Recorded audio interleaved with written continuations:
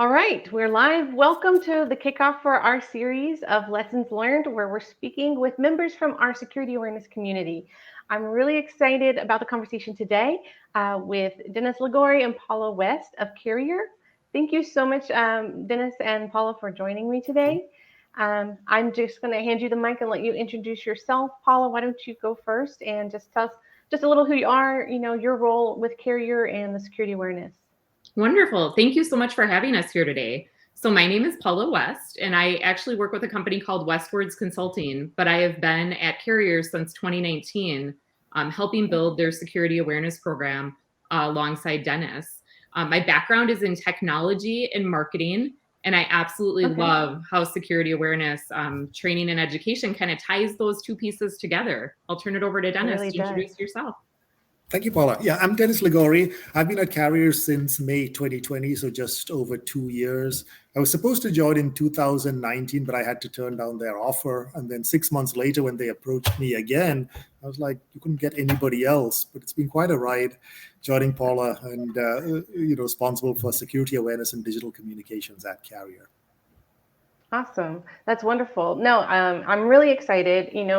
The title of the session was, building an award-winning, security awareness program. And I say that because, I've seen some of the different awards you've won. Tell us just a little bit about those awards, and then we'll back up into, what was going on before you got started. Yeah, so I'll start with the background of our program. It's kind of a perfect storm. Carrier was part of United Technologies, and it was a big conglomerate. United Technologies decided to merge with Raytheon to form Raytheon Technologies, focusing on aerospace and defense. And Otis, the elevator company, spun off. And what was remaining was maybe about 150, 200 other companies. All those companies were brought together under the Carrier umbrella. So we had no security team, nothing in place when this transition was happening. Everything was to be built from scratch. So they were looking, we had to build a team to build Carrier from scratch. And of course, Carrier became an independent company. We became independent around March, April of 2020, sometime around that time. And we also broke into the Fortune 500. We went on the S&P 500. We were one of the best performing stocks in 2020. But we had to build our program from scratch. And then the pandemic happened. So, when I joined, I just got my laptop shipped home. My interviews were like really brief, and you're put straight in a virtual environment. And, the biggest challenge was, we're operating like a startup. It's a new company, but we call it the $18 billion startup. But there's no workday, there's no HR system, there's no data. I mean, we don't know anyone because we're all completely new. So that presented a lot of challenges for us because, we worked really close as a team and we developed that trust. But when you talk about the human factor, for me, security awareness was you have these escape rooms and on-prem, you have all of this engagement. We had about 80% of our population overseas, and they were, they had an existing core. These were existing companies that were already there. So we had to demonstrate how we can bring value to their program. But also it's the pandemic, when people are at lockdown, people are stuck at home, with their kids, there was no vaccine. People are fighting for their life. Some people are fighting for their lives. They can't go out anywhere. We really thought that we had to change the focus. It's not all about security may not be the center of everyone's universe. And we realized that. So that's how we started our program. But we also had to build, the reputation. So, we started trying to build something that's completely different from what the industry is used to, tailored around the pandemic, completely digital. Something like what we're doing right now, having a audience doing these live recordings versus any on-prem sessions. Right. And that's what we started with. And, so we got our first award, the CISO 50 award, on how we overcame those challenges and developed a a security awareness program, got it up and running within a few months. It was heavily technology focused because that's what happened during the pandemic. There was this big shift towards technology, so we decided to leverage with available technologies. I know, Paula, is there anything that I missed that you'd like to add? No, I think the only thing I would add is, if there was one silver lining of all of it, that everyone was in their own, working from their home offices very often, right, is that, we were able to utilize technology to really bring together a group of people that were distributed around the world. Instead of trying to do something, in a conference room physically, we were able to offer something, and we tried to schedule things at times when it was available to reach everyone in our organization. So I think that was, maybe we used it as a positive, even though it was a big shift. So, right. One of the things that we immediately noticed was Zoom fatigue, right? Not just us, but with the industry. People are on calls every day in front of the computer. And that also plays an impact, because before, if you're talking with people in a regular workplace environment, it's one thing going and taking training on your lap, on your machine. It's entirely different when you're on computers, you're on calls all the time. You can tend to multitask. So you may not be able to grasp everything in training. And for us, for me personally, I found it hard to sit for a 30-minute training. So we really started thinking about training that is short, that is as interesting as possible, and that is also engaging, and shifting from the traditional methods of training, which can be 30 minutes, 45, 1 hour, and so on. We tried making it short. Yeah.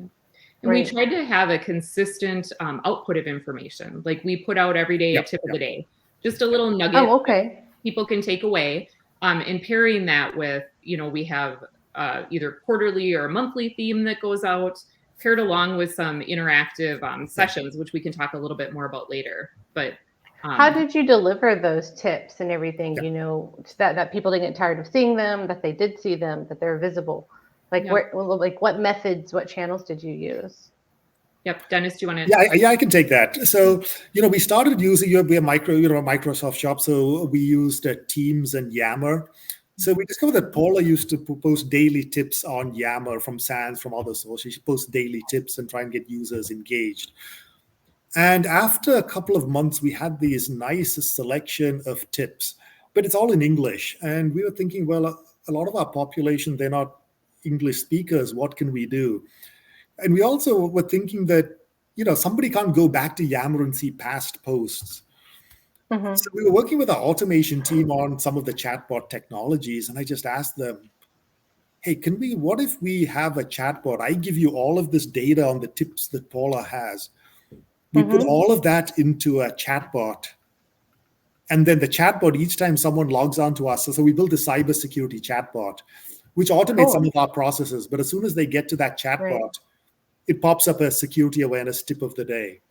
But the neat part is, since it's Microsoft based, we can translate it into different languages. So that was our language barrier. So people can choose that. Now, granted, the language translations are not perfect.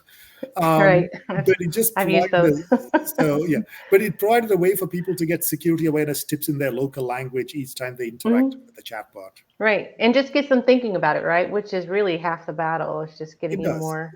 That little cyber tip, it just pops up, giving them that tip of the day. So we still continue to develop, so that, you can have, tips based on specific users and things like that. But it was, that was one of the initiatives. Then, our Teams channel, we started the Teams channel, and that was pretty active as well. Yeah. So when you say you did like a Teams channel, like, was it for like a region, or, like how was it focused? Yeah. Can I take that one? Because I think that was really the tipping point, I feel, in our security awareness program. And I think, I'm guessing we have lots of security awareness professionals listening to this, and we know we're always sending our message out there, and we're kind of waiting for that. When does the bucket tip and people really pay attention? So paired along with Cybersecurity Awareness Month, we kicked off a phishing competition, and we can talk a little bit more about that. But we were brainstorming about this phishing competition, and it came up in a meeting. We're like, hey, let's make a Teams channel for all the competitors. So anyone that signs up will be in this Teams channel. And my initial thought was, they'll talk a little smack, they'll egg each other on. So we get a little more interactive competition. And it turned into something entirely different than that. They did do that. They talked about the competition, but then they talked about other things that they were encountering. They brought forward phishing emails. They brought forward other types of scams. One thing that stood out to me, and I know I shared this with you, we have a slide to pull up, that we had someone in the group come back, make a post. They had gone ahead and made their own badge for the phishing competition in their workshop. So I don't know if we could share that image. It was That's pretty cool. amazing.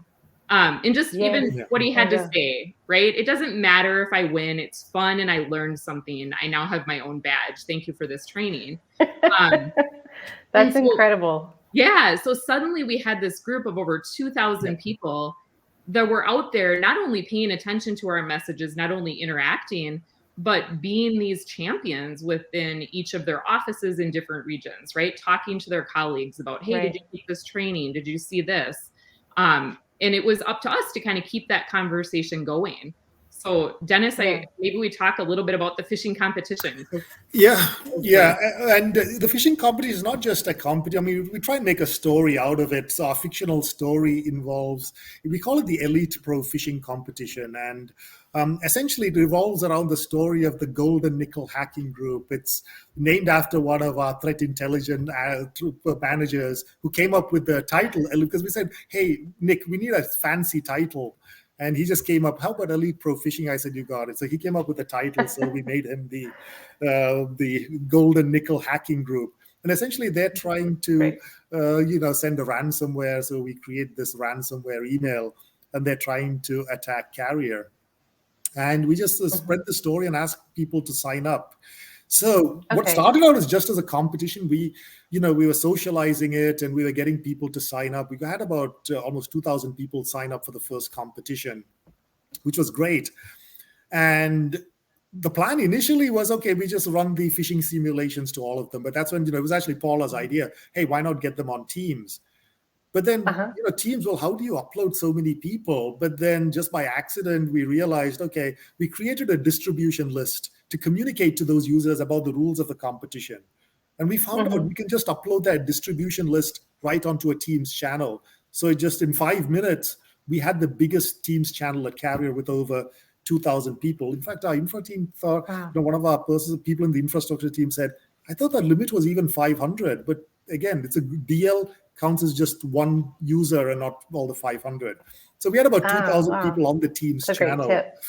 But then of course we had to guide them to mute their Teams channel because again, the Teams channel exploded because everyone is like introducing themselves and posting comments. So there was all, feedback. People were posting about, oh, I got this attack and everything. So we had our SOC team also join because they were in the competition as well. So our SOC team is in the competition. And these were those difficult emails. You say that you shouldn't trick people. They wanted harder and harder emails. So we were posting emails that HR would not allow. We were spoofing managers. We had actually our DTLPs, and we got that permission, about 10 of them. They're awesome. Hey, do you mind if we use your email address to have a compromise? So we started using their email address to recreate business email compromises. And, so they were getting these really sophisticated emails. And we accidentally found out that, when you think about typical phishing simulations, companies do it either quarterly or monthly. Well, here we were doing phishing simulations every day. So for 15 days, what we found out was that because they knew it was a competition and because they knew the emails would be difficult, they were like, during those 15 days, they were like on high alert. We saw this huge jump in our reporting. For the month of October, we used to average about 4,700 phishing emails reported each month prior to that. Just in 1 month, it was over 10,000 emails. It went up.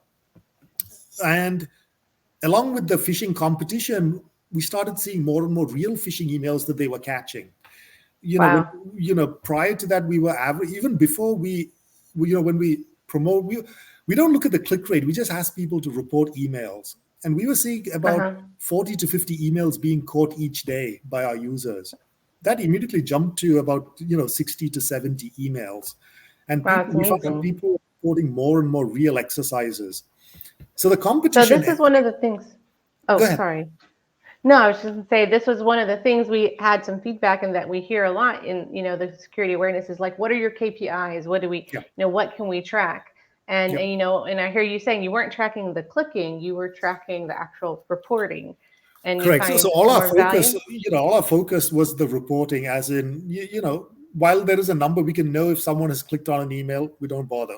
Our message is, if you click on it, report it to the SOC.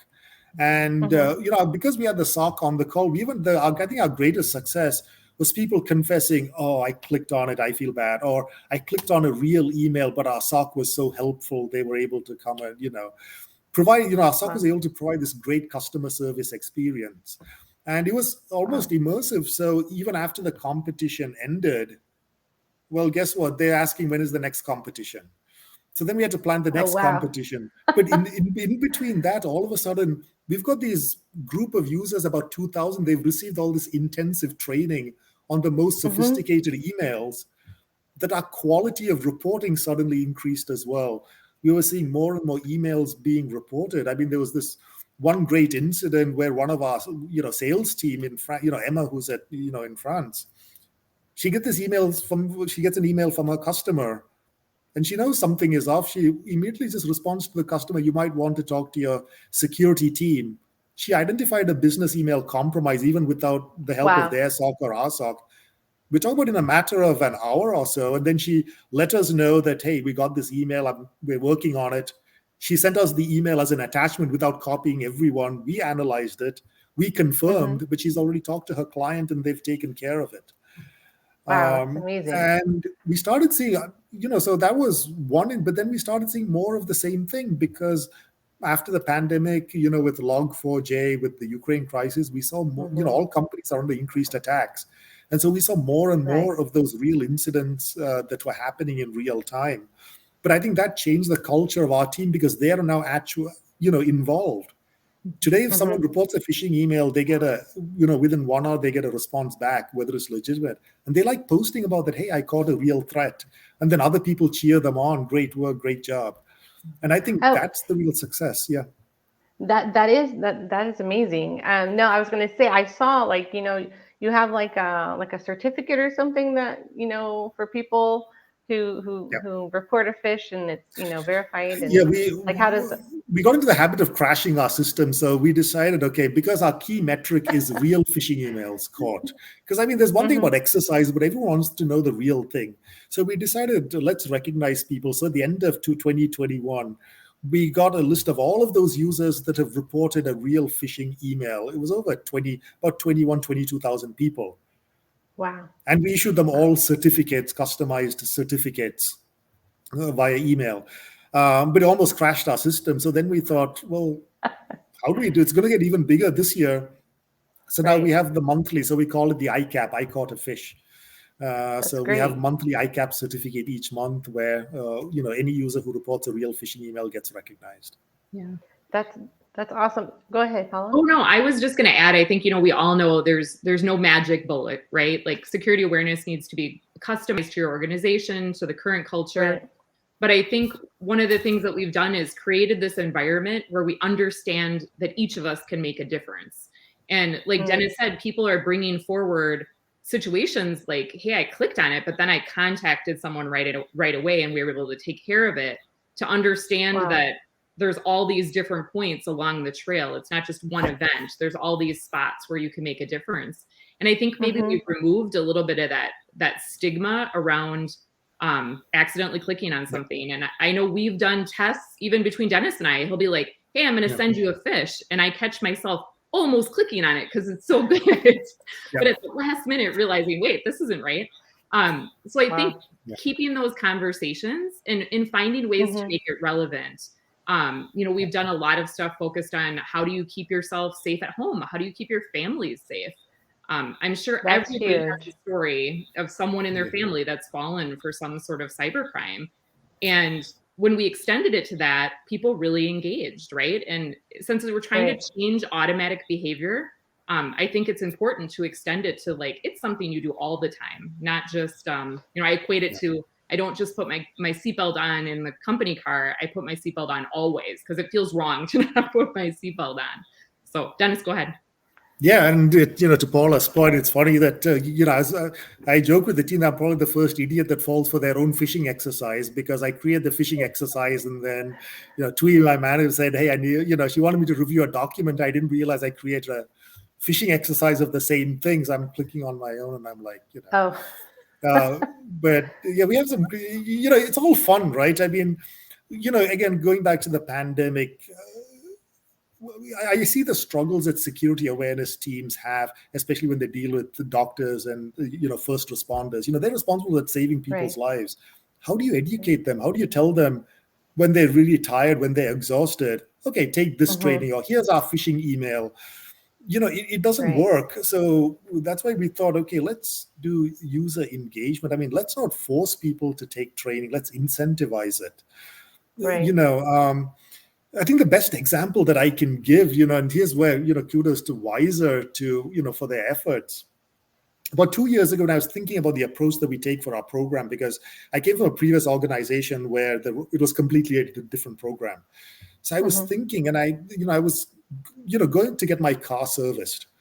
And I go to get my car serviced, and the technician, he takes the car, polite and everything, but he gives me this huge list of, okay, the seal may have to be replaced. This may have to be done. That may have to be done. And I'm like, Right. all the weaknesses that are there, right, of the car, doesn't take into consideration that it's a low mileage. I take care of it. I clean it. It's almost like a second wife, Mm-hmm.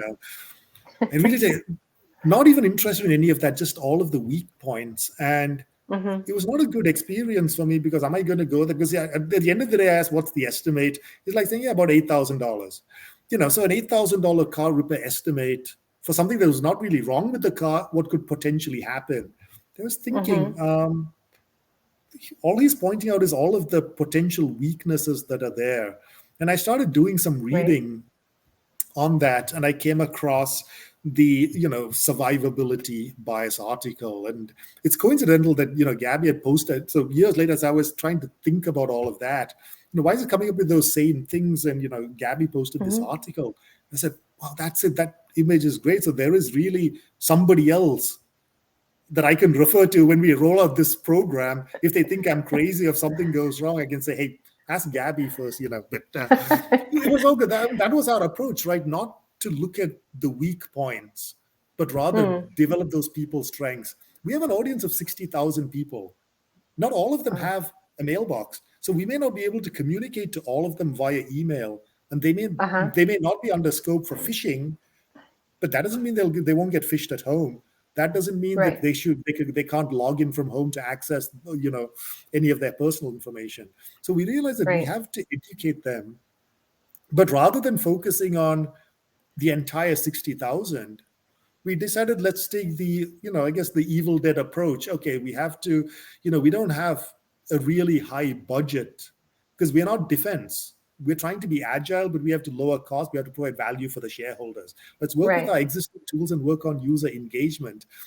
We managed to Mm-hmm. develop this cult-like following. I mean, there's quite a few defenders on the call, on the call today. So shout out to all those defenders that are on the Well, call.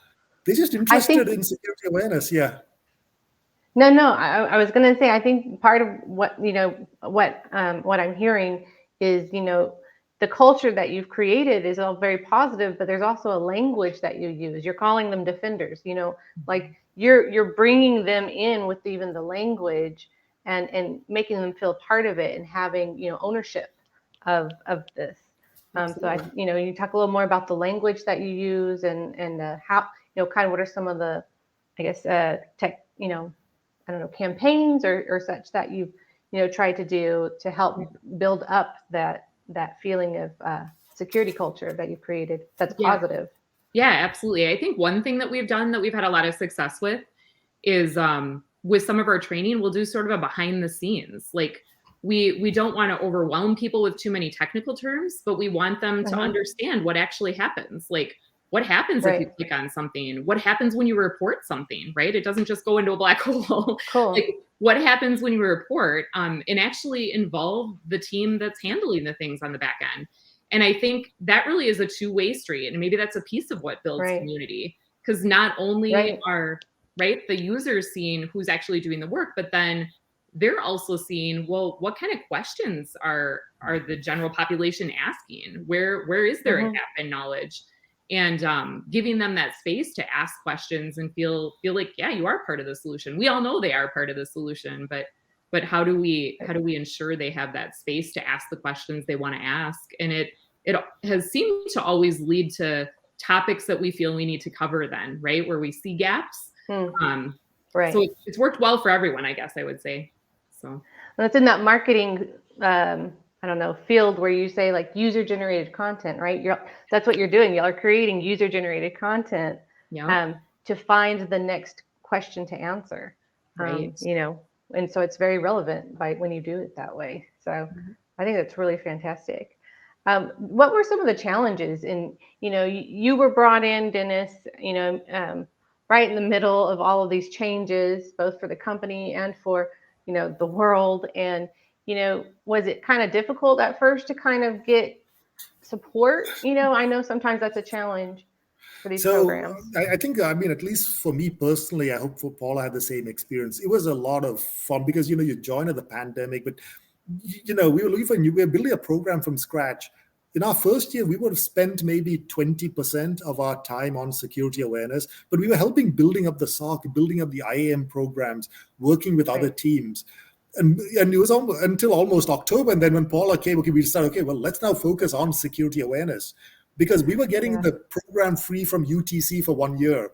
So we had we had the existing program that was there, quarterly phishing simulations, and we were not getting much information, and we wanted to just build something not necessarily better, but different. But we just never knew that it would turn out to be what it was within 1 year. Before we had the enterprise defenders, it was just your average program. We are planning one simulation a month. But then we put a lot of automation in place, and it really grew from October onwards. Going back to that metric, in our first 6 months since we launched, we were averaging about 5,700 emails every day for 5,000, 4,500. We had a 48% jump over the last 6 months. So what we shown by the enterprise defenders was that not only was it high in October, it peaked in October because of the competition, and then it slightly went down, but overall it was still 48% higher. And we just started seeing more and more emails. And of course, the threats continued to come. So now we're averaging 80 to 90 phishing emails caught by our users every day. And the industry is facing the same problem. It's just that we give visibility to that. We let them know that they make a difference. And those are our real metrics. Yeah, that's huge. What I love about what you guys are doing is everything you're focusing on and everything, the way you're presenting, it's all in the positive, right? It's all the positive change. It's the positive reinforcement. It's, the incentivizing, but it's really, I think, really fabulous versus these like more punitive approaches that everyone knows doesn't work, but they don't know how to make that shift, it seems. Yeah, that's the challenge. It's answering that simple question. If a program has anything negative or punitive in place for a phishing simulation, what happens if that same user clicks on a real phishing email? Is there anything disciplinary that can happen? It's an accident. Accidents can happen similar to losing a device, and some users can get scared. For us, attacks they're not always going to be so simple. They're not always going to have these flags that it is a phishing email. Some of the attacks can be very hard to spot. Business email compromises are almost impossible to catch. And then we realize that people should not have the fear. We should have a security team that is approachable. Use enterprise social media so that they can share it on enterprise social media. And of course, in the right way. They're not posting links. They know how to post the picture because they've got that education on how to post it. And I think that's the real thing that we found out is that they want to take all the training that's out there. We see them just taking up training and training and training again. We're not even asking them when they're taking that training. And they talk about security awareness. And they're there to help other people as well. So we've been able to use that. So granted, we haven't reached all 60,000 people yet, but we have this approach where through word of mouth and through reputation and again, positive attitude, we hope to make that difference with the people who are less engaged than the defenders. So with your, go ahead. No, I was just going to say that, Dennis, you mentioned something about not scaring our users. And I know we even had one phishing competition where we made it very realistic. Like if you click on the link, like you go to a ransomware screen. And I know that I was concerned. I was like, I don't know how people are going to respond to this. Like somebody might not realize it was part of the phishing competition. So we ended up kind of socializing to the group, like, hey, here is the screen you might encounter, because I don't want anybody to have a heart attack in the middle of a phishing competition. And it's also doing things, it's also doing things differently. Like our last phishing test, so we complete 1 year, we got all the metrics, we see what, how we've improved, which is good. But then does that mean we should start a difficult exercise? Instead, we decided to do the opposite, going back to the basics. So we sent a phishing test which says this is a phishing test and tells them what to do and points. If you report it using the Fish Alert button, you get so many points. If you have a problem with the button, forward it to our spam box. And they get points. And it's a very simple email telling them. And of course, you still get people who click, but that allows to, use that information on how we can make people more aware instead of spending time trying to trick them. Right. I think that's fabulous. We have some comments here, from Gabby, Wizer's founder. He loves your ideas with the chat bot, I think is what he was referring to. And then Evan, I'm not going to say the name right. Evan Misha, he's on our team. Okay. Yeah. So, I mean, that's like great, testimony in itself, right? It's from the users, from the people that you're working with. I think that's like the biggest. Now, how do you report it to so when you're reporting, the success of your program, then you're looking at those metrics, like you're saying, just the reporting, right? That, like who was reporting and increasing that, and that's what you're showing to the higher ups. As in higher ups, we have a weekly call, so we display our metrics on a weekly call. But with that being said, we also respect that there's a lot of things going on at Carrier. We're going at such a fast pace. Again, security awareness is never going to be the center of everyone's universe. Going back to my car analogy, right? If I go to a dealership, I have 100 different prices. This is the problem, or we have so many people are not clicking. They're not clicking on training. You're just panicking people. And people have enough to panic about in this day and age. So we just focus on the user engagement. Our metrics are there for anyone to ask questions. But for the most part, it's really those metrics that translate for our SOC team when they just highlight each month how many phishing emails were caught.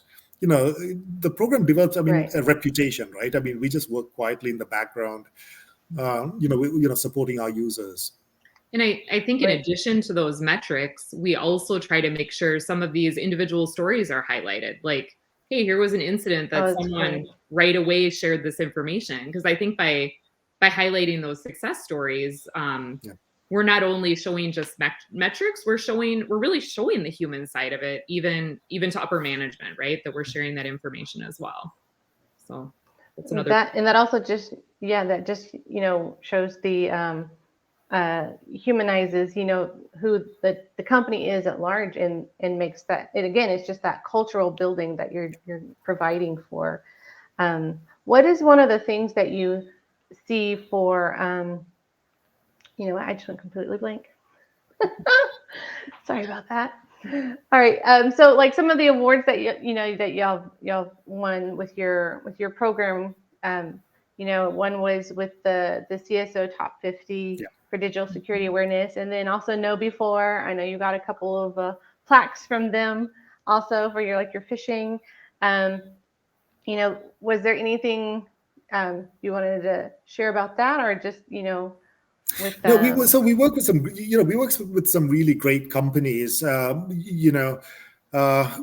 It's just been this collaboration between the security team that we have. So we don't see security awareness as a standalone function or something that works with corporate communications or legal or just phishing exercises. We tie it closely into the SOC, and we tie it into the technologies that we have. So for us, integrations are key. We want to just develop a story, right? We have a list of tools like any other company. tools don't always fail. So part of our defense in depth, we have the human firewall, right? So just developing that human firewall, which is 2 layers of defense. One layer is before the endpoint, and then there is endpoint security, but then there's after that if the endpoint fails, 2 opportunities.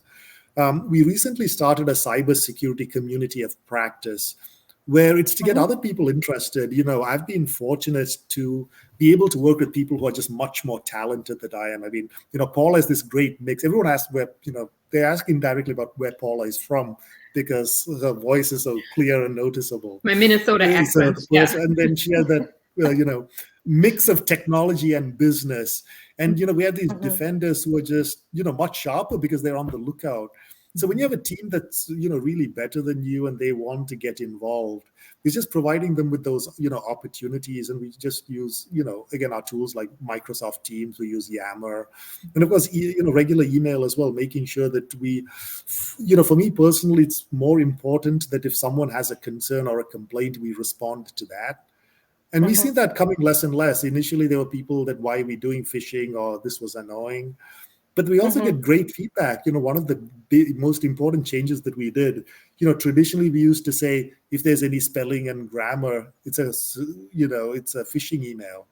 And even some training says that. But in today's day and age, when you work with people all over the world, not everyone has perfect English skills. So just because an email comes in broken does not mean it's a phishing email. So we changed that, so we're continuously adapting, continuously making improvements. The competition that we have going on right now, by accident, I sent like 3 emails a day when I was not supposed to.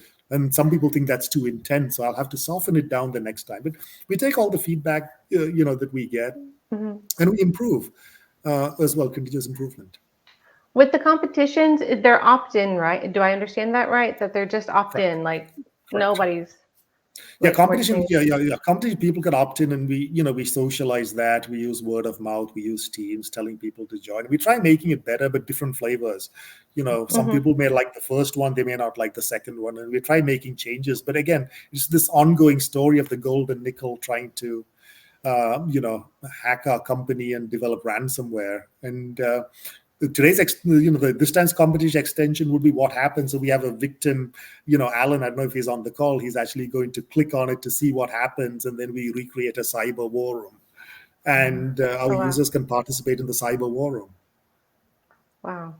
So they really get, like, you really give them, like you said, the immersive experience all exactly around. And that's the point, to give them the immersive experience, in a safe environment. And but more importantly, to know that, when we have people like, Nick in our threat intelligence hut and James in our SOC and others there presenting, one from our SOC as well, they regularly present in our, Evan, who is on this call, he presents the digital in 30 sessions.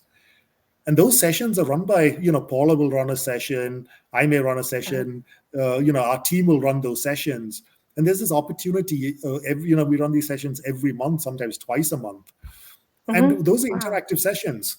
So in fact, when Gabby had a speaker come on for Wizer, talk about how her kid got kidnapped on Snapchat. Lisa, I was there and I thought, Lisa was awesome. Okay, so let's get Lisa. And so we had a special session with Lisa, and we had a couple of hundred people attend those sessions. Wow. So it's really a small world, a small community where, I think all of us are just trying to do our best. There's no real clear path. Some companies have punitive programs. We're just trying to show the effectiveness of user engagement in this, post-pandemic digital age, right? When kids as young as 6 are now getting online and we don't know who they'll be interacting with. So it starts at home, right? Security starts at home. It really does. And that leads right into, like, I don't know how you knew, but like, Gabby just asked, do people ask for help with regards to home safety and how to keep their kids safe online? Do you get those questions? Absolutely. And we've integrated it into some of our awareness training, right? We've focused 1 week of Cybersecurity Awareness Month. We focused on how to keep yourself safe at home. Earlier this year, we focused on romance scams. And then, like Dennis mentioned, we brought in Lisa Phillips to talk about her experience. And that really opened up a lot of conversation. We got a lot of great feedback even after our session, people saying, hey, this is really important. How do I share this with my family? What can I share? Can you point me to other resources? And we started to build a library of other resources that can be utilized at home. So. And I see a question in these posted these sessions. So these sessions Right. are recorded. So Evan on our team, he records these sessions, and then we have a video of the sessions where we can host not just on Teams, but more importantly on our learning platform. So people who attend these sessions get training credit as well. Oh, wow. No, that's So those great. trainings are available. I really love how y'all made it really just comprehensive and really just seeing how, it can hit every, all the different touch points. Like a good marketer, Paula, it sounds like you're really making sure. And one other thing that stood out to me, you were talking about how, when someone reports they clicked on something, that they, you teach them that even, that you said there's different places along the way where they can still make a difference. So even if they clicked, it's not too late, right? Right. The world doesn't end. Correct. You just need to reach out and do the next step. So you're giving them those concrete actions that they know they can take and feel safe in that. And what we found out, Ellen, was that we've never really been through that because we're in security, right? We've never had that experience of something happening and actually calling, saying something has happened to our SOC. But when someone else says that, that example earlier, he confesses, oh, I clicked on it, but the SOC was like so helpful, they got me taken care of. That resonates much better when someone else talks about what to do than when we do, because they've been through that experience. Yeah. And right, as you said that, like, there's all these points that you can stop things from happening. Right before this call, I was working on a preview of what's to come for later this month, but looking at like business email compromise. Like if you look at it's, 10 steps from someone researching someone to someone actually compromising a system, steps through 2 through 10. There's a spot there along the way at every one of those steps for a human to say, wait, something's off, and report it at that point and make a huge difference. So I think it's knowing it's not just an event, it's multiple places that you can interject and turn things around. So yeah. Right. Yeah. I think that's a really great, for me, a visual, because I'm like one of the, audience of the people targeted for security awareness. I've just been on this journey and learning myself, and that to me is just such a great thing to hold on to, to really say, okay, even if this happens, there's still something I can do right now to stop it. So I think that's fabulous. Cassie, I apologize if I didn't say it right. She's mentioned they also did a romance post recently, and it created a lot of great dialogue, especially right with Netflix and the Tinder swindler. Yes. That the one, I think one of the big positives was it provided that commonality to give something to talk about, right? That's very culturally relevant, sadly, but I think that's really fabulous. So just like if you could summarize just key takeaways for someone getting started with their own program, what would be kind of your top 3 takeaways to help? My top 10, I'll let Paula interject. My top thing is work with your security operations team, establish the relationship and that mutual trust with your security operations. Security awareness team needs allies. The other tip is, again, confidence. Know the value of user engagement. Know that, for us, when I was asking our leadership, okay, what's the culture? We are responsible for creating that culture. So when the pandemic happened, everyone is at home. Everyone has their different problems that they are going through. And it's, you have this opportunity to create this digital culture for better or for worse. And just use that as an opportunity.